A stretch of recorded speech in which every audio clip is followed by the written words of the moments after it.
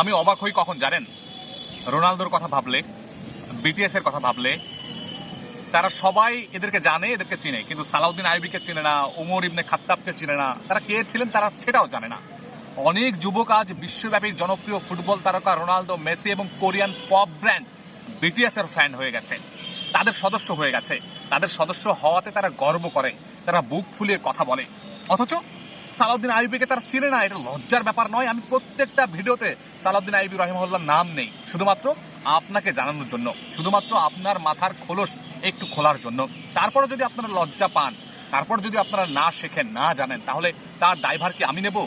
যদি আপনি মুসলিম পরিবারে জন্ম নিয়ে থাকেন, যদি আপনি মুসলিম উম্মাহকে নিয়ে চিন্তা করে থাকেন, তাহলে আপনাকে অবশ্যই সালাউদ্দিন আইয়ুবী রহিমাহুল্লাহর মতো নেতাদেরকে মনে রাখতে হবে, তাদের ইতিহাস পড়তে হবে, তাদের আদর্শ আপনাকে লালন করতে হবে। যদি আপনি না করেন তাহলে সেটা ব্যর্থতা আপনার।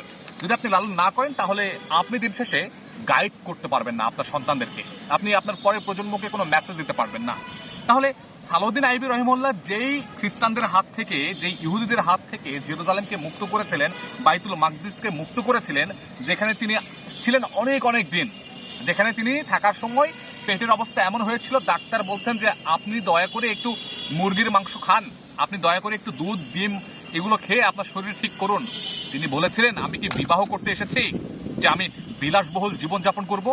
আমি এসেছি এই আকসাকে মুক্ত করতে, আমি এসেছি এই জেরুজালেমকে মুক্ত করতে, আমি এসেছি এই প্যালেস্টাইনকে শান্তিতে ভরিয়ে দিতে। তাহলে আমি কি করে তোমাদের কথা অনুযায়ী এত কিছু পুশ করব আমার শরীরে? একজন বললেন যে তিনি হজ করতে যেতে পারেননি। তাকে যখন প্রশ্ন করা হলো যে আপনি তো চাইলেই হজ করতে যেতে পারেন, আপনি কেন হজ করছেন না? তিনি বলে ফেললেন কি জানেন? তিনি বললেন, আমি কিভাবে হজ করব যখন আল্লাহর 3টি ঘরের মধ্যে একটি ঘর ইহুদি খ্রিস্টানদের হাতে বন্দী?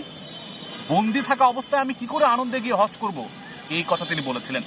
এই কথা বলার কারণে তিনি সেই বাইতুল মাকদিসকে, আমরা যে আল আকসার কথা বলছি, সেই আল আকসাকে তিনি রক্ষণাবেক্ষণ করার জন্য, ইহুদি খ্রিস্টানদের হাত থেকে রক্ষা করার জন্য শত শত দিন, শত শত মাস তিনি লড়াই করেছিলেন, টিকে ছিলেন।